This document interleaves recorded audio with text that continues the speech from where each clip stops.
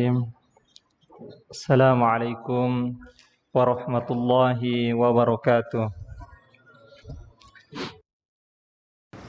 Nahmaduhu wa nasta'inuhu wa nastaghfiruh wa natubu ilaihi wa na'udzu billahi min syururi anfusina wa min sayyiati a'malina.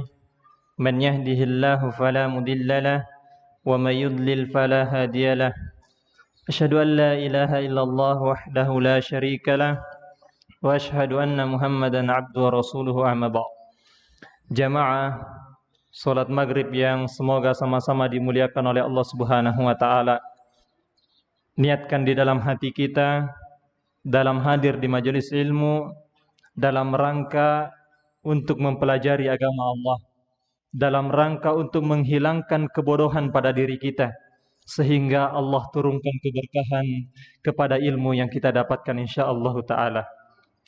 Tip, qala al-musannifu rahimahullahu taala, maka Syekh melanjutkan sababu ta'lifil kitab, yaitu sebab beliau mengarang kitabnya Sifatu Salatin Nabi sallallahu alaihi wasallam min takbiri ila taslim ka'annaka taraha. Maka kita akan sedikit membaca, kita baca semuanya sedikit-sedikit aja sebelum kita masuk kepada inti, yaitu sababu ta'lifil kitab, sebab yang Masya Allah semoga diberkahi Allah Subhanahu wa ta'ala. Walamma kuntu lam aqif ala kitabin jami'in fi hadzal mawdu', kata Syekh rahimahullahu ta'ala, tatkala saya belum menemukan suatu kitab yang mencakup, yakni tentang tata cara salat Nabi SAW yang mencakup hadis-hadis semuanya terkumpul, saya belum mendapatkan kitab tersebut. Faqad ra'aitu minal wajibi alayya, maka saya memandang ada kewajiban bagi saya. Apa? An ad'a li ikhwanil muslimina, untuk meletakkan atau membuat suatu kitab yang mencakup, dikhususkan kepada siapa? Mimman hammuhumul iktida, yaitu bagi orang-orang yang memang hammuhu, kesungguhannya itu apa? Al-iktida, mengikuti Nabi sallallahu alaihi wasallam fi ibadatihim, di dalam ibadah di nabiyihim sallallahu alaihi wasallam, dengan mengikuti nabinya sallallahu alaihi wasallam. Ma amkana li jami'i ma yata'allaqu bi sifatin Nabi sallallahu alaihi wasallam, yang memungkinkan aku untuk aku kumpulkan, ma yata'allaqu, yang berkaitan dengan sifati salatin Nabi sallallahu alaihi wasallam, tata cara salat Nabi sallallahu alaihi wasallam, minat takbiri ila taslim, dimulai dari takbir sampai salam, bihaitsu yusahhilu ala man waqafa alaihi, agar memudahkan orang-orang yang ingin mengetahuinya, yang berdiri di atasnya, minal muhibbina lin Nabi sallallahu alaihi wasallam, terhadap orang yang cinta kepada Nabi sallallahu alaihi wasallam, hubban shadiqan, dengan cinta yang shadiqan, dengan sebenarnya, bukan hanya sekedar pengakuan. Karena banyak di antara kita mengaku cinta Rasulullah namun tidak sesuai dengan hakikatnya. Cinta Rasulullah. Pak, Nabi sallallahu alaihi wasallam memerintahkan demikian dan demikian. Oh, itu sih khusus yang sudah kuat lah, yang kalau kita belum kepada Rasulullah sallallahu alaihi wasallam kita realisasikan dengan kehidupan kita. Bukan hanya sekedar pengakuan. Kullu mudda'in waslan bilailah. Setiap orang mengklaim, menyangka ada hubungan dengan Laila. Wa Laila la tukirru bidzak, namun Laila tidak mengakui cintanya. Cinta bertepuk sebelah tangan. Semua orang mengaku cinta Rasulullah, namun cintanya tidak sesuai dengan Rasulullah sallallahu alaihi wasallam, tidak menerima cintanya karena tidak mengikuti perintahnya. Allah, jangankan meraih cinta Rasulullah, Pak, meraih cinta Allah. Apa kata Allah Subhanahu wa taala? Qul, katakan wahai Muhammad, in kuntum tuhibbunallah, jika kalian memang benar-benar cinta sama Allah, fattabi'uni, ikuti aku. Ini perintah Allah. Muhammad katakan kepada manusia, jika mereka mengaku cinta kepada Allah, ikuti aku. Kata para ulama, ini adalah ayat ibtila, ujian kepada orang yang mengaku cinta Rasulullah. Diuji. Ngikutin Rasulullah enggak? Ngikutin berarti cintanya shadiqon, benar. Tapi jika tidak, berarti cintanya tidak sebagaimana pengakuannya. Jamaah yang dimuliakan Allah Subhanahu wa taala. Al-qiyamah bi tahqiqi amrihi, dalam rangka untuk menegakkan perintah Rasulullah SAW fil haditsil mutaqaddim. Beliau Syekh rahimahullah taala mengumpulkan hadis-hadis yang mencakup sifat salat Nabi. Untuk apa? Untuk mengamalkan hadis Nabi sallallahu alaihi wasallam apa? Shollu kama raaitumuni usolli. Salatlah sebagaimana kalian melihat aku salat. Dan kita enggak mungkin melakukan salat sebagaimana diperintahkan Rasulullah, sebagaimana salatnya Rasulullah, kalau tidak kita mempelajari apa? Hadis-hadis Nabi sallallahu alaihi wasallam yang berkaitan dengan salatnya Rasulullah sallallahu alaihi wasallam. Ikhwani fi din rahimani wa rahimakumullah, fa inni thamartu an sa'ah tijiddin wa tattabi'ul ahaditsil muta'alliqati bima ilaihi qasadtu min mukhtalafi kutubil hadits. Maka aku pun mulai berusaha untuk mengambil hadis-hadis, membuka kitab-kitab para ulama yang membuka hadis-hadis yang berkaitan dengan salat. Fakana min dzalika hadzal kitabul ladzi baina yadaik, sehingga menjadilah kitab yang ada di hadapan kita sekarang. Wa qad istartu ala nafsi, dan aku syaratkan, aku sudah di dalam hatiku, ada syaratnya membuat buku ini. Kata beliau apa? An la aurada fihi minal ahaditsin nabawiyah. Aku tidak akan memasukkan dalam hadis ini kecuali hadis Nabi sallallahu alaihi wasallam, hadis-hadis apa? Ma thabata sanaduhu, yang sudah sahih sanatnya. Sanatnya ini bersambung. Sanat itu riwayat Bapak. Dari fulan, ini bin fulan, ini sanatnya sampai kepada Rasulullah. Maka diambil hadisnya. Diambil hadisnya. Gimana? Diketahui perawinya ini, bapaknya siapa, nama bapaknya, dia tinggal di mana, bagaimana agamanya, bagaimana lurusnya, kina satu-satu. Hafalannya kuat apa tidak? Ada yang jujur, benar, tapi hafalannya enggak kuat, kadang tidak diambil hadisnya, kecuali ada penguat yang lainnya. Demikian agama kita sangat menjaga namanya syariat Islam, sehingga kita betul-betul mengamalkan syariat Islam. Nah, Syekh mengatakan, saya yang ana masukkan di sini betul-betul hadis yang sudah sah sanadnya, yang sudah sahih sanadnya, hasaba ma taqtadihi qawaidul hadis, sesuai dengan kaidah-kaidah diterimanya hadis itu, diterimanya hadis tersebut, asy-syarif wa usuluhu, dan usul hadis nanti dipelajari di dalam ilmu mustalahul hadis. Kulli man tafarrada bihi majhulin aw dha'ifin. Nah, ini yang kita sampaikan dari sebab beliau mengarang. Jadi beliau mengarang kenapa? Karena beliau belum menemukan kitab yang mencakup tentang hadis-hadis tentang sifat salat Nabi SAW. Dan yang kedua apa tadi? Dalam rangka mengamalkan apa Pak? Shollu kama ra'aitumuni usolli. Jadi ini tujuan, bukan mengarang kitab untuk diperjualbelikan, bukan mencari dunia, bukan pingin dikatakan Masya Allah, antum sekarang sudah ulama besar ya, sudah punya banyak buku. Tidak, bukan itu tujuannya Syekh.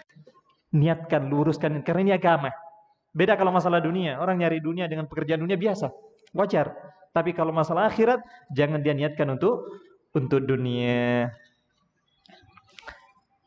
Kemudian manhajul kitab, manhaj thariqah, tata cara dalam masalah kitab ini. Walamma kana mawdu'ul kitabi innama huwa bayanu haddin Nabi sallallahu alaihi wasallam fi shalah. Perhatikan bahwasanya tatkala judul buku ini apa? Tata cara salat Nabi sallallahu alaihi wasallam, kana minal badahi an la ataqayyad fihi bi madhhabin muayyanin.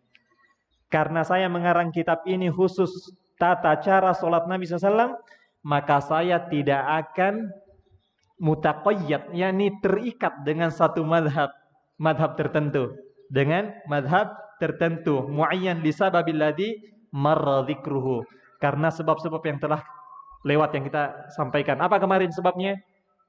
Kita nggak terikat dengan satu madhab tertentu. Kenapa? Karena ada beberapa madhab, di madhab itu sesuatu yang tidak, ya apa namanya, yang bertentangan dengan sunnah Nabi Shallallahu Alaihi Wasallam. Sehingga kita mendepankan hadis Nabi SAW. Dan demikian para ulama madhab, dari madhab Hanafi atau Abu Hanifah, Malik, Syafi'i, Al-Imam Ahmad, semuanya memerintahkan kita untuk berpegang teguh dengan sunnah hadis. Jangan berpegang teguh dengan madhabnya. Nanti kita akan sampaikan semua perkataan-perkataan atau sebagian perkataan-perkataan dari 4 imam ini. Dari 4 imam kita akan sampaikan perkataannya, bagaimana mereka, manhaj mereka. Bukan sebagaimana pengakuan kita. Kita Syafi'iyah ketika menyelisihi Al-Quran dan Sunnah, tidak. Saya tetap mengikuti madhab Syafi'i meskipun tidak, ini yang dilarang oleh Al-Imam Syafi'i. Nanti kita akan sampaikan perkataan beliau. Wa inna ma awrada fihi ma thabata anhu sallallahu alaihi wasallam. Tapi yang aku sampaikan di sini, yang aku tulis di sini, apa yang telah sahih dari Nabi sallallahu alaihi wasallam, kama huwa madhhabul muhadditsina qadiman wa haditsan. Dan inilah madhabnya siapa? Al-muhadditsin, para ahli hadis. Qadiman, baik yang dulu, wa haditsan, sampai sekarang. Semuanya madhabnya ikut kepada Al-Quran dan Sunnah Nabi Sallallahu Alaihi Wasallam. Wa qad ahsana man qala. Sungguh indah apa yang dikatakan seseorang. Ahlul hadithi hum ahlun Nabi. Ahli hadis, orang yang meriwayatkan hadis, menjaga hadis Nabi SAW, meneliti hadis Nabi SAW, mereka adalah ahlun Nabi, keluarganya Nabi Sallallahu Alaihi Wasallam. Lam yashabu wa in lam yashabu nafsahu, seandainya jasad mereka tidak bisa bersatu dengan Nabi SAW, dalam artian mereka tidak bisa bertemu dengan Nabi SAW, tidak bisa bertemu dengan Nabi SAW, bukan hidup di zamannya Rasulullah, tapi apa? Anfasahu sohibu, tapi kebaikannya mereka sama seperti Nabi SAW, dalam artian mereka melanjutkan hadis Nabi Sallallahu Alaihi Wasallam. Walidzalika fa innal kitaba sayakunu insyaallah taala jami'an. Maka kitab ini akan menjadi penyimpul, mengumpulkan lisyattatin ma tafarraqa fi butuni kutubil hadis wal fiqh, yang berserakan, yang berbeda-beda, berbeda tempat di kitab-kitab hadis dan kitab fikih. Kemudian beliau kumpulkan ala ikhtilafil madahib mimma lahu alaqatun bi'udihi, dengan mengambil dari berbagai macam madhab. Yang penting ada hadisnya kita ambil meskipun dari berbagai macam madhab. Dan ini yang diperintahkan oleh para imam al-madahib. Nah, bima lahu alaqatun bi'udihi, yang memiliki hubungan dengan maudhu kita, yaitu sifat salat Nabi sallallahu alaihi wasallam. Bainama la yujma'u ma fihi minal haqqi ayya kitabin aw madhhabin, namun tidak dicampur adukan antara yang bukan dari Nabi sallam, dari kebenaran dari kitab mana atau dari madhab apapun kita tidak ambil jika hadisnya tidak sahih. Wa sayakunul 'amilu bihi insyaallah taala mimman qad hadallah, dan orang yang melakukan ini termasuk di firman Allah Subhanahu wa taala yang Allah berikan hidayah, lamma ikhtalafu fihi minal haqqi, tatkala mereka mereka berselisih dari kebenaran, biidnihi, dengan izin Allah, wallahu yahdi man yasha'u ila siratim mustaqim. Allah memberikan hidayah, petunjuk kepada jalan yang lurus. Thumma inni hina wada'tu hadzal manhaj li nafsihi, dan tatkala aku membuat manhaj ini, tata cara, metode ini, maka apa? Untuk diriku, wa huwa tamassuku bisunnah, wa huwa tamassuku bisunnati shahihah, yaitu berpegang teguh dengan sunnah yang sahih, dengan hadis yang sahih. Wa jaraitu alaihi fi hadzal kitab wa ghairihi, dan aku berlakukan ini di kitab tersebut dan kitab yang lainnya. Mimma sawfa yantashiru bainan nasi, kata beliau, akan tersebar di kalangan manusia insyaallah taala, kuntu ala ilmin annahu sawfa la yardi dzalika kullat tawaif wal madahib. Dan saya yakin bahwasanya kelak pasti akan ada orang-orang yang tidak terima, enggak ridho. Seperti penggusung-gusung madhab, dia akan mengatakan, wah, ini bertentangan dengan madhab Imam Syafi'i. Wah, ini bertentangan dengan madhabnya Imam Malik. Ini bertentangan dengan madhabnya Abu Hanifah dan Imam Ahmad dan yang lainnya. Pasti akan ada yang seperti ini. Terlebih lagi orang yang sudah taklinul a'ma, taklid buta. Pokoknya mati-matian membela madhab. Bahkan berani membuat hadis palsu demi membela madhabnya. Nah, ini disebut dengan taklid buta. Ikut-ikutan secara membabi buta. Pokoknya nggak lihat sudah hadis. Yang penting itu madhab kita, kita ikut. Kalau bukan madhab kita, tidak kita ikuti. Dan ini, kalau seperti ini bermadhabnya, maka tidak diperbolehkan. Tapi boleh bermadhab, seorang boleh. Tapi tidak boleh sampai kadar taklidul a'ma, taklid buta. Kata beliau, nanti kan ada yang tidak terima. Bal sawfa yuwajjihu bi'aduhum au katsirum minhum alsinatat ta'an. Atau mungkin ada di antara mereka nanti yang akan mengarahkan celaannya kepadaku, lisan-lisan yang mencelaku. Wa aqlamal laumi ilayya, dan tulisan-tulisan yang mencelaku. Wala ba'sa min dzalika alayya, namun tidak masalah bagiku. Fa inni a'lamu aidan, karena saya tahu juga, inna irda'an nasi ghayatun la tudrak, karena sesungguhnya keriduan manusia itu tidak mungkin dicapai. Tidak mungkin dicapai. Menginginkan semua keriduan manusia itu enggak mungkin dicapai ya, Pak. Jangankan Bapak sholat seperti ini, ada enggak kira-kira yang nyinyir? Ada, Bapak. Jangankan mencuri. Antum taklim semua pasti ada yang nyinyir. Oh, so alim. Terus mau kemana? Temen mau kemana? Ya kan adzan mau sholat. Oh, sekarang sudah jadi alim ya. Itu ada yang nggak senang sama kita. Padahal kita sudah berjalan di atas kebenaran murni, ibadah sama Allah, masih ada yang nggak senang sama orang seperti ini. Jadi keridhaan manusia goyatun la tudrak, suatu yang tidak bisa dicapai. Ada kisah yang tenar yang sering kita dengar, Bapak. Ada seorang ayah dan anaknya keluar rumah dengan keledainya. Keledai itu lebih kecil daripada kuda, lebih besar daripada kambing ya gitu ya. Pokoknya agak sedang lah. Ini banyak riwayatnya. Yang pertama, bapaknya naik, anaknya yang tuntun. Lewatin manusia, apa kata manusia? Lah, tadi siapa yang naik tadi? Bapaknya. Ini bapak macam apa toh? Masa dia naik, anaknya yang tuntun, bapak macam apa ini? Oh, udah, nak, turun. Gantian. Siapa tadi di atasnya? Siapa tadi yang naik? Bapaknya. Sekarang kamu yang naik di atas. Jalan. Bapaknya yang tuntun. Lewatin sekelompok manusia. Manusia berkata, astagfirullah, ini anak macam apa ini? Masa dia di atas keledai, bapaknya yang tuntun, durhaka ini. Mana macam itu? Tidak diajari adab. Turun. Kalau gitu kita naik bareng biar dua-dua kan aman sudah. Tadi satu ini naik bareng. Lewatin gerombolan manusia. Astagfirullah, orang ini tahu diri enggak ini? Keledai dinaiki 2 orang. Coba dia mau jadi unta, mau jadi keledai dinaiki sama 2 orang. Enggak selamat, Bapak. Enggak.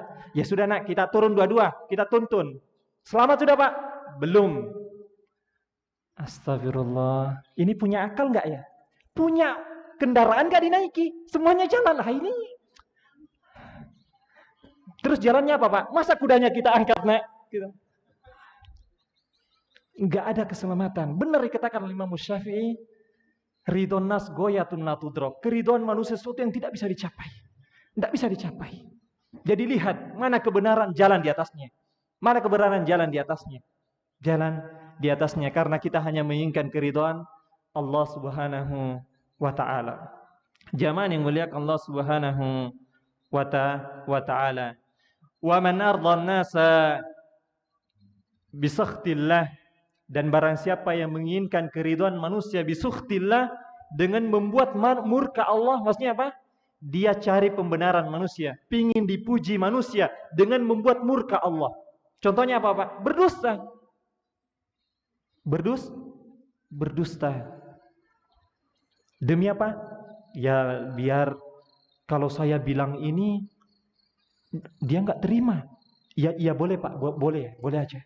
Dia berani menentang Allah, membuat murka Allah dengan apa?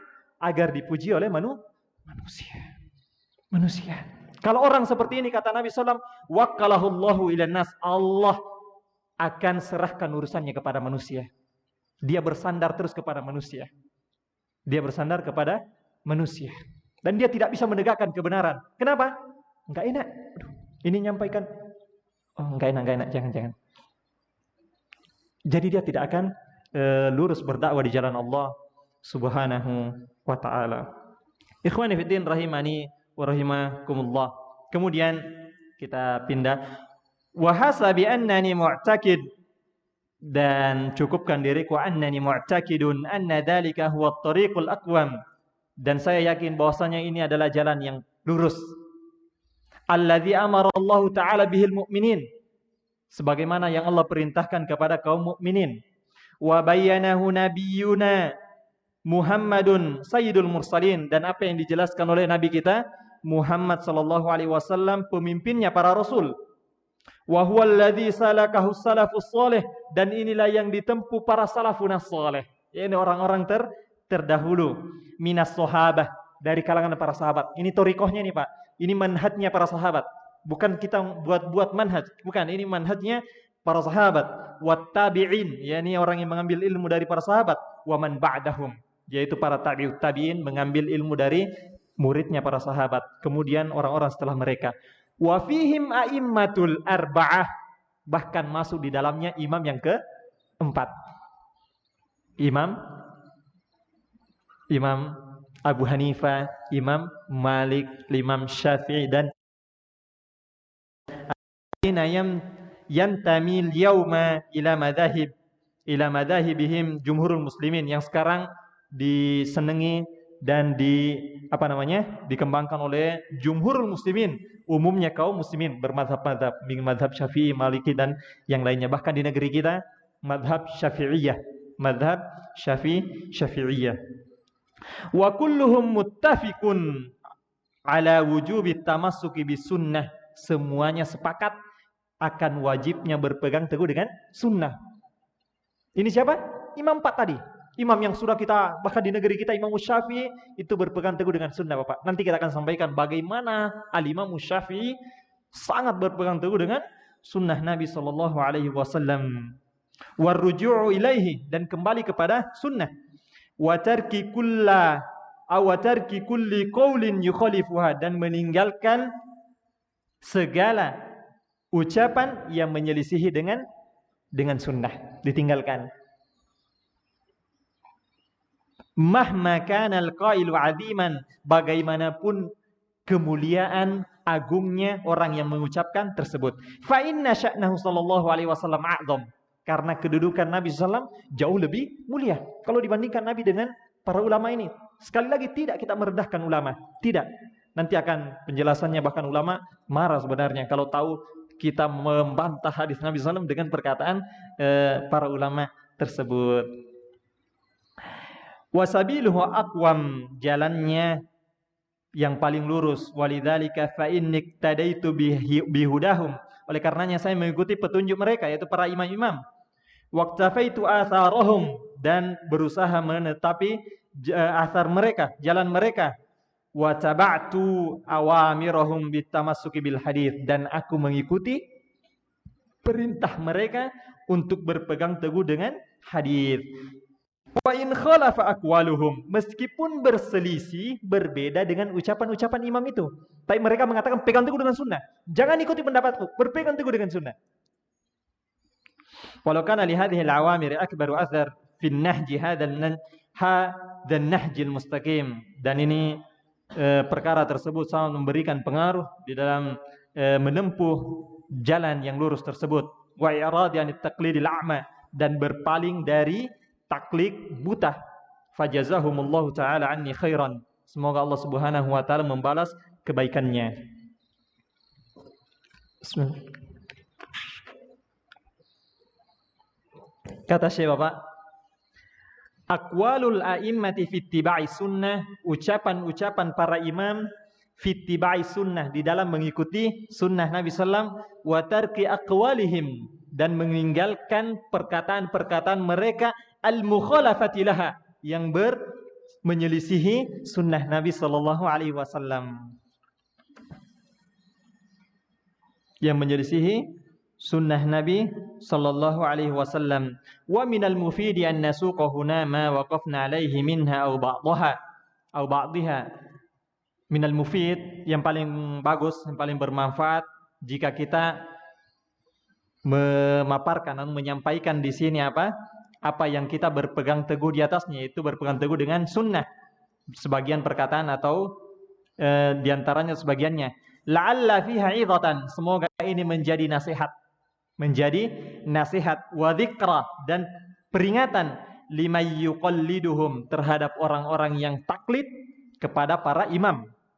Bal yuqallidu man dunahum bidarajati taqlidan a'ma, bahkan taklid, ikut-ikutan saja kepada orang yang di bawah mereka, di bawah para imam-imam ini, dengan taklid buta, taklid dan a'ma.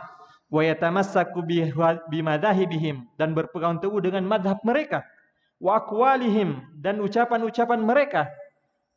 Kama law kanat nazalat minas sama, seakan-akan itu adalah wahyu turun dari langit. Dia sangat berpegang teguh dengan ucapan para imam, seakan-akan itu wahyu dari langit. Padahal imam sendiri yang melarang kita untuk berpegang teguh dengannya jika bertentangan dengan hadis Nabi SAW. Apa kata firman Allah Subhanahu wa taala?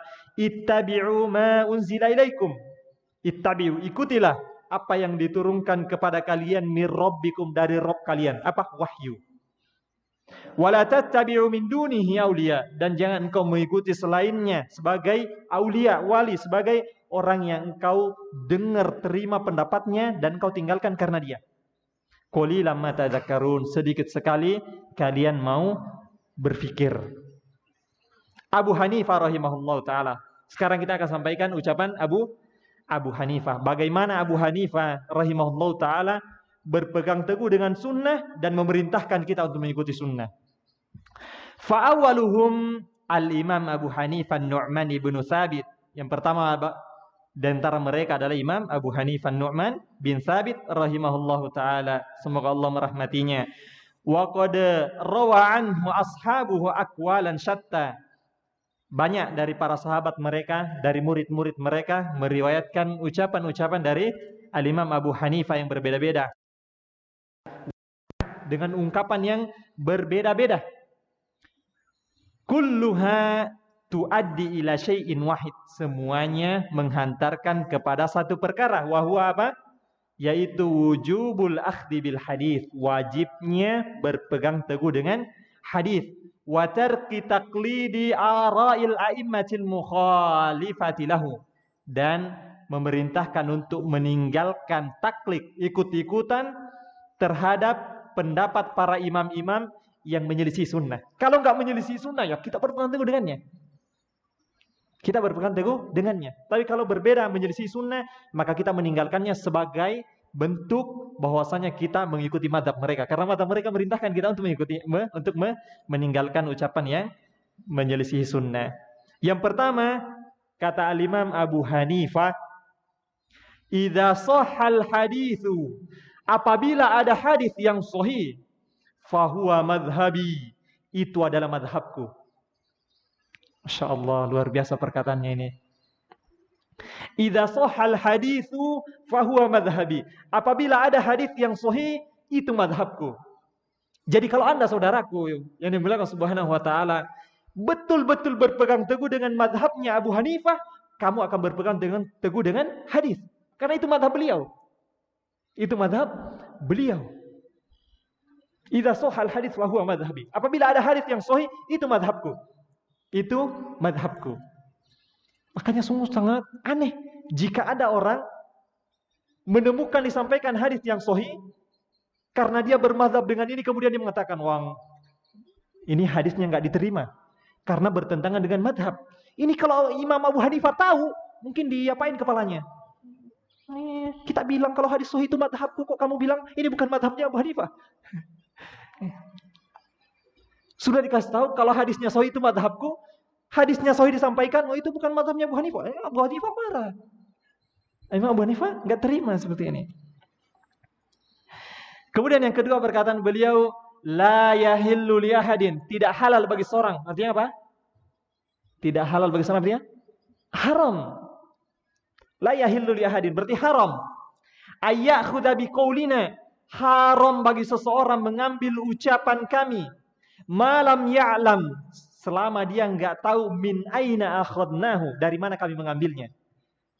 Anda mau menyampaikan ini perkataan Abu Hanifah, kamu harus tahu di mana Abu Hanifah berdalil dengan perkataan ini. Kalau antum enggak tahu, haram bagi antum untuk menyampaikan perkataan Abu Hanifah. Sehingga dengan perkataan ini Abu Hanifah langsung mengatakan bahwasanya ini nih perkataan-perkataan bukan perkataannya Abu Hanifah. Kenapa? Karena dia belum tahu dasarnya apa. Karena kalau dia tidak tahu dasarnya, haram dia mengambilnya. Haram dia menyampaikan perkataan Al-Imam Abu Hanifah. Kenapa? Karena Al-Imam Abu Hanifah di antara imam-imam yang 4 semuanya mengatakan berpegang teguh dengan sunnah. Enggak boleh mengkultuskan seorang ustadz, seorang syekh yang harus kita ambil semua apa yang keluar dari seakan-akan itu wahyu dari langit. Tidak. Ustadz kita, guru kita, syekh kita kadang tersalah. Zaman Allah Subhanahu wa taala saya menyampaikan di sini, kalau seandainya nanti saudaraku ini menemui kekeliruan padaku, saya pesankan sampaikan itu kekeliruan itu kepadaku. Sampaikan kepada ana. Ana enggak terima jika ada yang melihat kekeliruanku kemudian dia tidak menyampaikan kepadaku. Karena antum dan ana manusia biasa. Kadang keliru, kadang salah, apalagi banyak ngomong. Kalau Bapak jarang ngomong di sini, Allah tidak catat. Kalau ini yang banyak yang ngomong nih, banyak keliru. Banyak keliru. Jadi tolong saudaraku, itu sebagai bentuk cintamu kepadaku, sampaikan kekeliruanku jika ada keliruanku. Sehingga kita senantiasa termasuk orang-orang yang saling menasihati di jalan Allah Subhanahu wa taala. Dan orang kalau salah nggak boleh dia sombong. Kamu ini ngasih tahu anak-anak Ustadz loh. Ini nggak benar sudah ini. Enggak benar sudah. Tep, ikhwani fiddin rahimani wa rahimakumullah. Wa fi riwayah, dalam riwayat yang lain, haram ala man lam ya'rifa atau lam ya'rif dalili, haram bagi orang yang enggak tahu dalilku, ayyuftiya bi kalami, kemudian dia berfatwa dengan ucapanku. Al-Imam Abu Hanifah mengatakan begini dan begitu. Dia tahu dalilnya enggak? Enggak tahu, haram bagi antum menyampaikan. Antum harus tahu dalilnya dulu. Sehingga apa? Antum menyampaikan dalil. Bukan menyampaikan sekedar ucapan orang. Karena yang benar itulah dalil. Dalil itulah yang benar. Bukan ucapan manusia. Bukan ucapan manusia. Karenanya jamaah yang Allah Subhanahu wa taala, kalau tanya hukum kepada ustaz, tanya dalilnya. Ustaz, ini dalilnya apa Ustaz? Oh, itu enggak ada dalilnya, itu murni dari saya. Wah, bisa kita tolak atau bisa kita terima. Tapi dia sampaikan hadisnya ini, sehingga kita ngikutin siapa? Ngikutin hadis, bukan ngikutin ustaz. Sehingga kalau ustaz itu salah, wajar. Ustaz itu salah, wajar. Ustaz itu wajar. Jadi kata Imam Abu Hanifah, haram bagi seorang yang tidak tahu dalilnya, kemudian dia berfatwa dengan ucapanku. Berfatwa dengan ucapanku. Zada fi riwayah. Ditambah dalam riwayat yang lain, fa innana bashar. Kenapa enggak boleh berfatwa dengan ucapanku kecuali engkau sudah tahu dalilnya? Fa innana bashar, karena kita ini manusia, kata beliau. Masya Allah, tawadunya seorang ulama besar. Itu harus didengar, harus diamalkan. Ini kata beliau harus tahu dalilnya. Kenapa? Karena kita ini manusia. Manusia, tawadu beliau. Naqulul qaulal yaum wa narji'u anhu qadan. Bisa saja hari ini kita ngomong A, besok kita mengatakan oh enggak A, yang benar B. Mungkin enggak Pak? Mungkin sekali. Mungkin sekali. Manusia biasa. Beda kalau firman Allah Subhanahu wa taala. Wa fi ukhra, dalam riwayat yang lain, waihaka ya Ya'qub, celaka engkau wahai Ya'qub. Imam Abu Hanifah mengatakan, siapa dia? Huwa Abu Yusuf. La taktub kullama tasma'u minni, jangan engkau tulis semua apa yang engkau dengar dariku. Muridnya nih, Pak. Ketika imam menyampaikan, dia tulis semua. Jangan kau tulis semua apa yang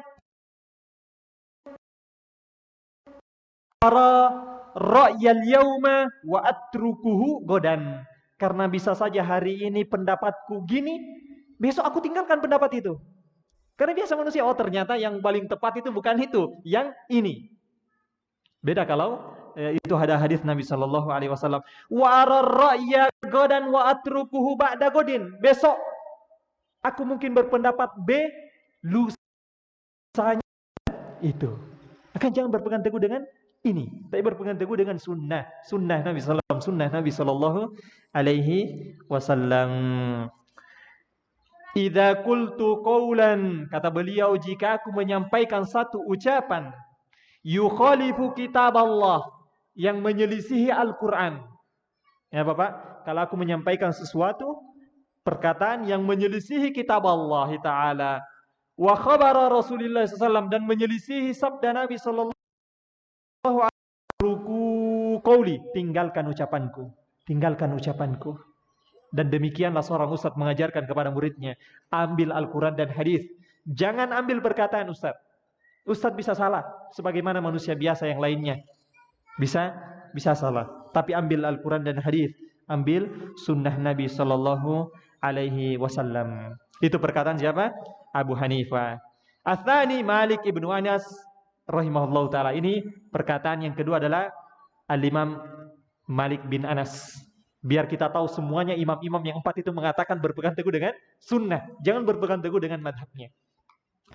Kata Imam Malik bin Anas rahimahullah taala, wa mal Imam Malik bin Anas rahimahullah taala mengatakan apa? Innama ana bashar, sesungguhnya aku ini manusia. Akhti'u, salah, wa usibu, dan benar. Salah dan benar. Tepatnya manusia itu, Pak. Salah dan benar.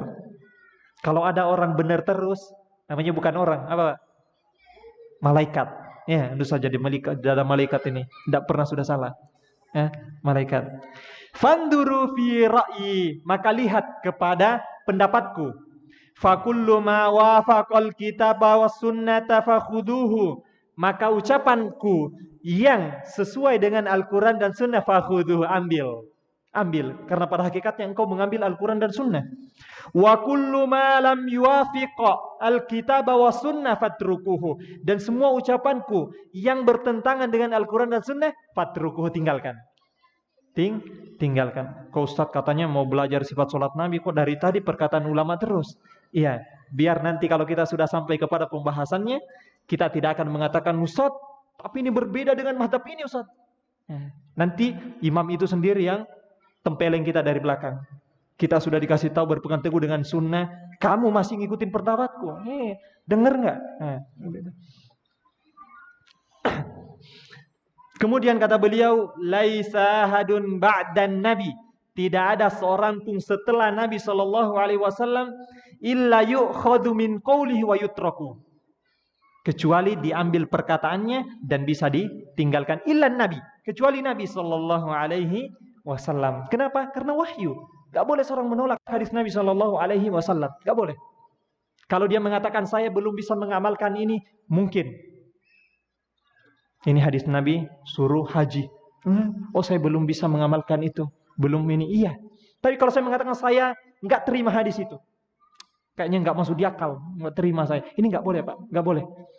Itu membatalkan syahadat kita wa anna Muhammad Rasulullah, dan aku bersaksi bahwasanya Muhammad adalah utusan Allah. Itu membatalkan syahadat kita. Karena apa konsekuensi syahadat Pak? Anna Muhammad Rasulullah ada berapa?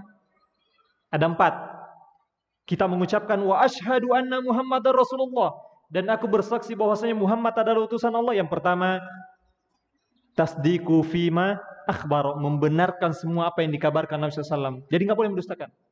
Ta'atu fima amar, mentaati semua yang diperintahkan Nabi SAW. Kemudian meninggalkan apa yang beliau larang. Kemudian yang keempat, alla yu'badallahu illa bima syara'ah. Tidak boleh beribadah kepada Allah kecuali dengan syariat beliau sallallahu alaihi wasallam. Tapi jangan semerta-merta, Bapak. Banyak di kalangan kita masih belum tahu, belum pernah ngaji. Ketika dia menolak hadis Nabi, jangan, wah kamu sudah enggak Islam lagi, batal ini, kafir kamu. Wah ini jangan. Bapak, banyak saudara kita belum tahu tentang makna syahadat. Sehingga sana ini, wah ini jangan. Belum tahu mereka. Kadang ada yang belum tahu tentang makna konsekuensi daripada mengucapkan dua kalimat syahadat. Dan inilah yang diantara yang wajib diketahui oleh seorang muslim. Qala Ibnu Wahbin, berkata Ibnu Wahab, sami'tu Malikan, saya pernah mendengar Al-Imam Malik, su'ila an takhlili asabi'ir rijlaini. Kata Ibnu Wahab, aku pernah mendengar Al-Imam Malik ditanya tentang menyela-nyela jari kaki. Ketika apa nih? Ketika apa, Pak? Ketika wudu. Fil wudu, dalam masalah wudu. Faqala laisa dzalika 'alan nasi. Maka Imam Malik menjawab, itu enggak ada kewajiban manusia seperti itu. Enggak ada kewajiban manusia seperti itu. Enggak ada itu, enggak ada. Jawaban Imam Malik. Kemudian qala fa taraktu hatta khaffan nas, maka aku pun meninggalkan. Ya, siapa ini? Ibnu Wahab. Kemudian apa khaffan nas? Kemudian khaffan nas, manusia menganggap remeh masalah tersebut. Faqultu lahu, maka aku pun ngomong sama Imam Malik, indama fi dzalika sunnah. Imam, ini tuh ada sunnahnya, Imam. Menyela-nyela itu yang kamu bilang tadi, enggak ada itu. Itu sunnah, Imam. Kata Imam Malik rahimahullahu taala, apa? Wa mahiyya? Mana dalilnya? Mana dalilnya? Kata Imam Malik, kata Ibnu Wahab, qultu, saya menyampaikan kepada beliau, haddatsana Laits, diriwayatkan dari Laits bin Sa'ad wa Ibnu Lahiyah wa Amr ibn al-Harith, dari Amr ibn Harith, an Yazid ibn Amr, dari Yazid bin Amr al-Mu'afuri, an Abi Abdurrahman al-Habali, an Mustawrid ibn Shaddad al-Qurashi, qala, sampaikan riwayatnya. Ini al-Qurashi qala, dia mengatakan apa? Ra'aitu Rasulullah sallallahu alaihi wasallam, saya pernah melihat Rasulullah sallam yadliku bi khansarihi ma baina asabi rijlaihi. Aku pernah melihat Nabi sallam dia menyela-nyela itu kakinya. Nah, disampaikan hadis Imam Malik. Disampaikan hadis kepada Al-Imam Malik.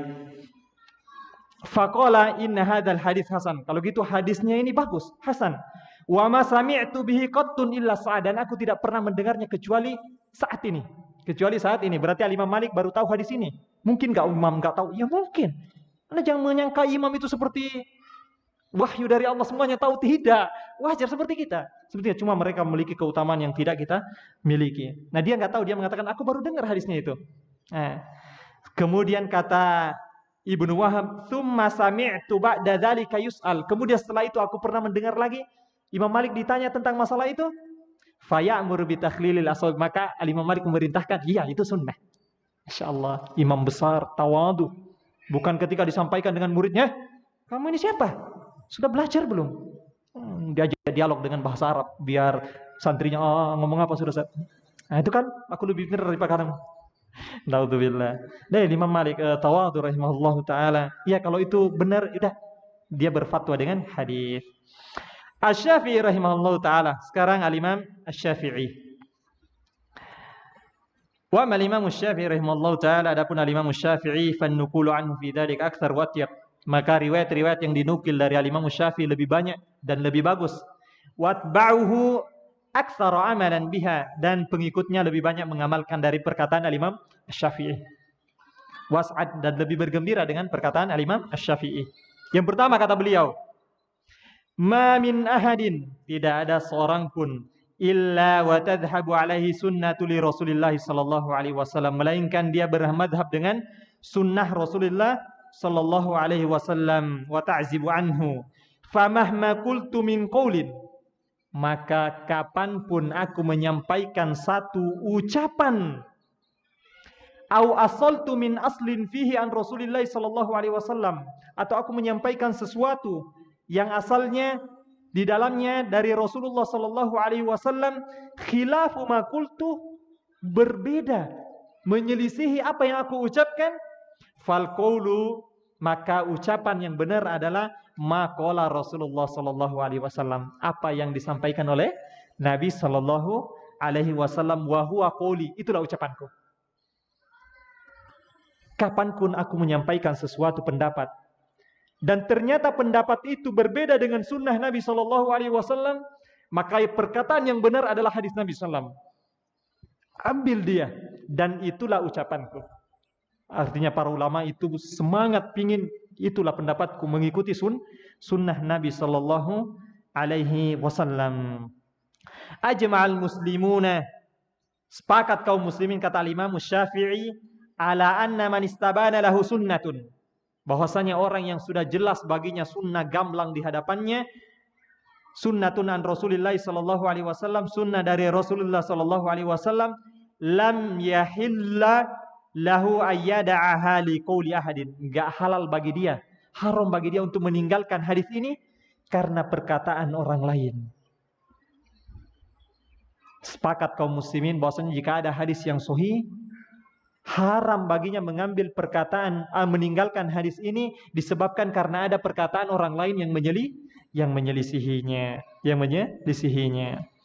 Wa idza wajabtum fi kitabi, jika engkau mendapatkan di dalam kitabku, kata Imam Syafi'i, khilafa sunnati Rasulillah sallam, yang menyelisihi sunnah Rasulullah sallallahu alaihi wasallam, faqulu bi sunnati Rasulillah sallallahu alaihi wasallam, hendaklah engkau berpendapat, berkata sesuai dengan sunnah Rasulullah sallallahu alaihi wasallam. Wada'au ma qultu, tinggalkan apa yang aku ucapkan. Tinggalkan apa yang aku ucapkan. Wa fi riwayah, dalam riwayat yang lain, fattabi'uha, ikutilah dia. Wala taltafitu ila qauli ahadin, jangan condong kepada perkataan seorang pun jika berselisihi dengan sunnah Nabi sallallahu alaihi wasallam. Ini perkataan imam-imam besar kita. Idza shahal haditsu fa huwa madhhabi, sama perkataannya Imam Malik. Apabila ada hadis yang sahih, itulah madhabku. Jadi madhabnya Imam Syafi'i, madhabnya apa Pak?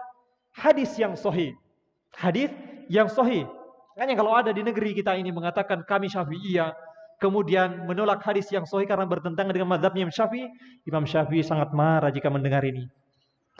Imam Syafi'i tidak terima jika mendengar perkataan ini. Kata beliau, madhabku itulah hadis yang sahih adalah madhabku. Kemudian Imam Syafi'i mengatakan, antum ma'lamu bil hadithi war rijali minni. Perkataannya kepada siapa ini? Kepada Imam Ahmad. Berarti Imam Ahmad muridnya Imam Syafi'i. Kata Imam Syafi'i, antum, wahai Imam Ahmad, engkau lebih tahu tentang masalah hadis dan rijal periwayatan hadis. Engkau lebih tahu daripada aku. Ketawaduan. Ada ustadz di zaman sekarang ngomong seperti itu, Pak. Masya Allah, kamu lebih tahu masalah tentang ilmu ini daripada aku. Fa idza kana al haditsus sahih, apabila ada hadis yang sahih, fa'alimuni bihi, maka kabarkan kepadaku wahai Imam Ahmad. Ayya syai'in yakunu, dalam riwayat apapun, dari manapun periwayatan hadis ini, kufiyan kana au basriyan, baik itu secara diriwayatkan dari riwayat Kufah atau Basrah atau Syamian atau Syam, hatta adhabu ilaihi atau hatta adhaba ilaihi idza kana sahihan, sehingga aku bermadhab dengan hadis yang sahih idza kana sahihan, jika hadis itu adalah hadis yang sahih. Azan kan? Iya.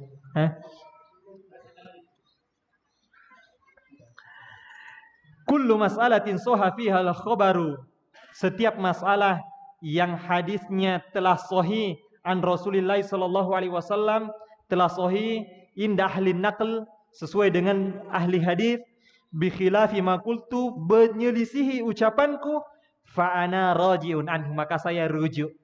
Kata Imam Syafi'i, maka saya rujuk kepada hadis, fi hayati wa ba'da mauti, di hidupku dan matiku. Kalau aku sudah meninggal, ternyata ada ucapanku yang menyelisih hadis, pada hakikatnya aku sudah rujuk. Karena di dunia aku katakan, hidup dan matiku aku rujuk kepada Al-Quran dan Sunnah. Masya Allah, inilah manhajnya Pak. Ini metode beragamanya para imam kita, yang kita berpegang teguh dengannya. Amalkan ini, amalkan. Jangan hanya sekedar mengikutinya tanpa mengetahui manhaj beliau. Idza ra'aitumuni aqulu qaulan, jika kamu melihat aku mengucapkan satu ucapan, wa qad sahha Nabi sallam khilafuhu, ternyata ada hadis yang sahih yang menyelisih ucapanku ini, aku menyampaikan ada hadis yang sahih, kemudian aku menyampaikan pendapat yang menyelisih hadis sahih, fa'lamu, ketahuilah, inna aqli qad dhahaba, akalku telah hilang ketika itu. Ternyata aku berpendapat sesuatu yang bertentangan dengan hadis ini dan aku tahu berarti akalku ketika itu hilang. Aku nggak sadar ketika itu. Insya Allah. Nggak sadar ketika itu. Kullu ma qultu, setiap apa yang aku ucapkan, fakana ani Nabi sallallahu, maka semua itu dari Nabi sallallahu alaihi wasallam. Khilafu qawli, menyelisih ucapanku mimma sahha atau mimma yasihu, terhadap hadis yang sudah sahih, fa haditsun nabiyyi aula, maka hadis Nabi sallam lebih utama. Wala tuqalliduni, jangan kalian taklid kepadaku. Jangan kalian taklid kepadaku. Satu lagi, kullu haditsin ani Nabi sallam, setiap hadis dari Nabi sallam, fa huwa qauli, itu adalah ucapanku. Maksudnya aku berpendapat dengannya. Wa in lam tasma'uhu minni, meskipun kau tidak mendengar dariku, tapi itulah pendapatku. Aku sesuai dengan itu, meskipun kau tidak mendengar dariku.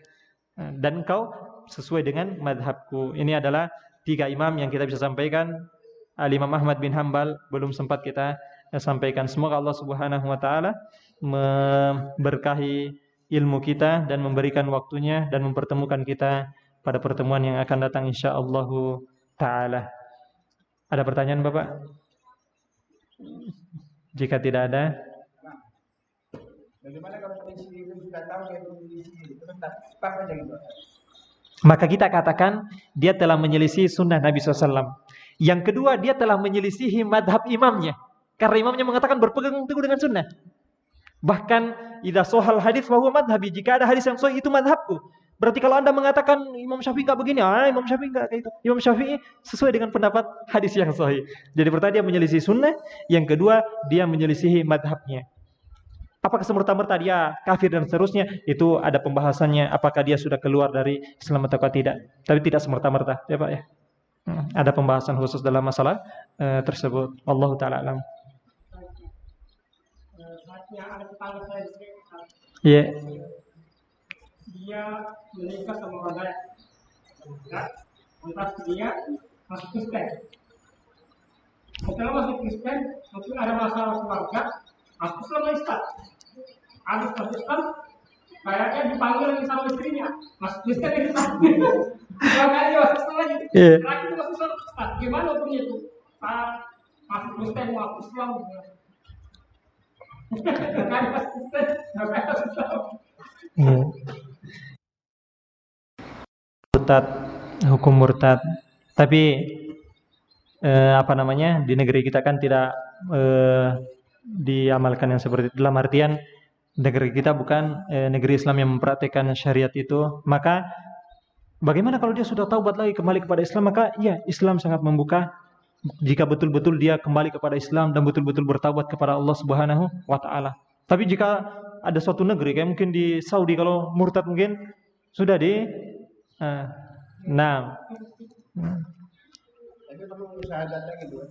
ya.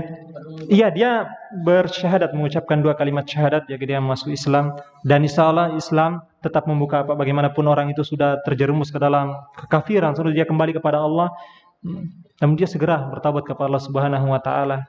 Dan jangan menganggap bahwasanya agama ini seperti main-main, mau ke pasar, keluar Allahu Akbar. Akbar. Iya. Waktu saya sekolah sarjana tua, guru saya mengatakan, murid-muridku, kalau kamu baca Bismillahirrahmanirrahim dalam praktek dalam setiap hari amalkan, pakai baju baca Bismillah, bekerja baca Bismillah, di kendaraan baca Bismillah, kamu akan diringankan. Waktu itu saya tidak percaya, saya tidak percaya. Apa bisa diringankan? Diringankan apa? Jadi saya sama tahajud itu Ustaz, malam sudah selesai.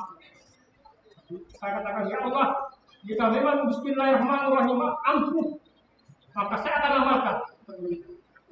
Waktu itu saya kerja bangunan di Sungai Nyam, Ustaz. Iya. Nyam tahun 92. Begitu saya lepas tangga, saya baca Bismillah, Bismillahirrahmanirrahim. Saya lepas tangga. Disuruh sama tangga saya begitu. Lepas tangga, itu penumpangnya kan lepas Ustaz. Jadi lantai 2 tuh runtuh semua. Runtuh semua, bau-bau. Jadi saya bukan tangga Ustaz. Dikira sama saya meninggal Ustaz. Saya terkapar terkapar Ustaz. Tapi saya tidak sampai sakit Ustaz. Bapak menumpas kepala saya. Saya yakin bahwa Bismillah itu ampuh Ustaz. Apakah saya itu termasuk syirik atau bukan Ustaz? Iya, Masya Allah. Tidak Bapak, Bismillah adalah suatu menyebut nama Allah Subhanahu wa Ta'ala yang kita mendapatkan berkah dengannya Bapak. Berkah dengannya. Iya, Bismillah itu luar biasa. Bahkan dalam sebuah riwayat, Anda lupa riwayatnya, tapi barang siapa yang ingin melakukan suatu amalan, falyabda bil basmalah atau bil bismillah, maka hendaklah dia mulai dengan bismillah, dengan basmalah.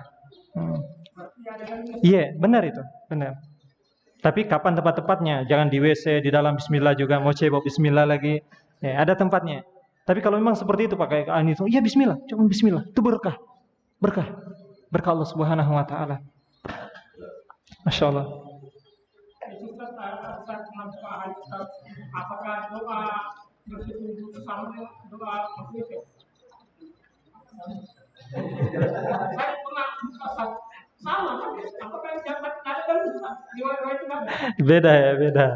Kalau masuk WC, Allahumma inni a'udzubika minal khubuthi wal khaba'ith. Tapi kalau doa berhubungan, Allahumma jannibna syaitana wa jannibi syaitana ma razaqtana. Ya Allah, Allahumma jannibna syaitan, jauhkan kami dari syaitan dan jauhkanlah kami dari syaitan terhadap apa yang Kau rizkikan kepada kami. Jadi tatkala Allah berikan rizki berupa anak, semoga Allah Subhanahu wa ta'ala jauhkan dia dari godaan syaitan.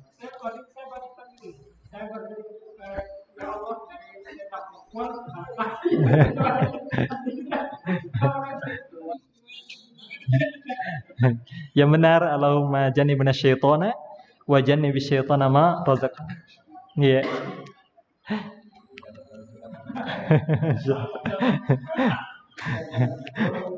Cukup ya. Nanti lewat sudah. Masya Allah, semoga diberkahi Allah Subhanahu wa Ta'ala. Kita tutup dengan doa kafaratul majelis.